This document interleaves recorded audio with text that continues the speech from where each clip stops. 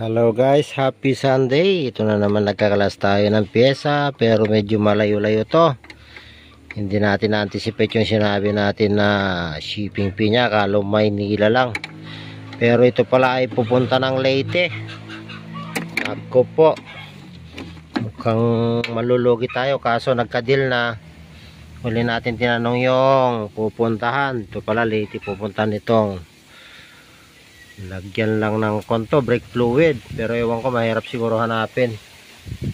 Yan, baklas tayo, baklas. Sana naman ay hindi masira para hindi masayang. Siguro mahirap hanapin to kasi dito pa tayo kinuhanan sa malayo, sa Madela Quirino pa kinuhang pyesa natin.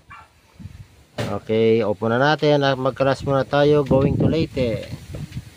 Master ng to Toyota. Katak-katak. Hirap matanggal. May teknik pa kaya to. May screw pa kasi sa loob. Ayan o. Okay, hatak. Ayan o. Lakas ng tagahatak ko. Ayaw matanggal. Magtawag na lang tayo ng mekaniko sa Lunes. Standby ka muna dyan, boss. Hindi mo namin matatanggal to. Hirap. Good morning, boss. Ito na yung brake master reservoir mo. Walang makitang visible na sira. Ayan. Full tank to kanina ng fluid, walang tulo. Video muna natin bago natin ipadala papuntang Leyte, layo-layo. Going to Leyte itong reservoir ng brake fluid. Check mo ha.